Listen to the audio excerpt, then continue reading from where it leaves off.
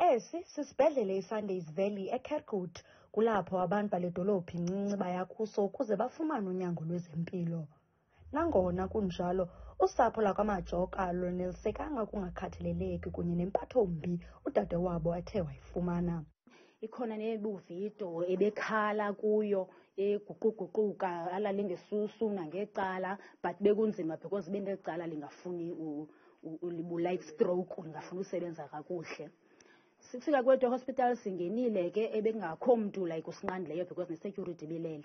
Xa sifika emawodini wamapeyishini sityhale amacango sangena. Sitshekishile isister kule office yawo bekungakho kuneyi-1 kumnyama kwa iholo yeli layo. Ukholeka wongeze ngelithi badibene nodade wabo eqikaqikeka phantsi nanjengoko bebonile kumfanekiso bebewuthunyelwe sesinye sezigulane ewodini. Ithe ibuya loo sister bisebenza kwela ward sesimcholile already. Xa sifuna uqonda uthi isizathu imba ambeke pha phantsi uwile ebhedini, she can have a cut or something more ba egula. It's fine sister, bingekho enye indlela onothi wenze ngayo because ke ngoku thina asikho happy alale apha eflorini, because ke ngoku leyo uyenzileyo I don't think iyasebenza because akasekho kule madrasi wena umbeke kuwo. Isithethi sesebe lezempilo eMpuma Koloni umkhululi Ndamase uthi isebe liqalile uphando lwangaphakathi.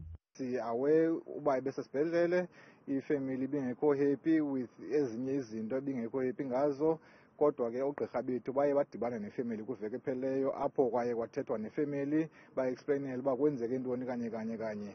Kodwa ke njengoba sithetha nawe ngoku isebe lezempilo likhokelwe ngumama uNomakhosazana Mathi lithe laqalisa uphando lwangaphakathi elizawuthi lingene gabalala uba kwenzeke ntoni kanye ngale mini umama lo waye wazothathwa likhaya lakhe. Usapho lukaNosisi Majoka luthi liza kumbeka kwikhaya lakhe lokugqibela kwiveki ezayo. Kwiindaba zethu kuChannel 163, ndinguSiphosethu Boy, ndiseKirkwood.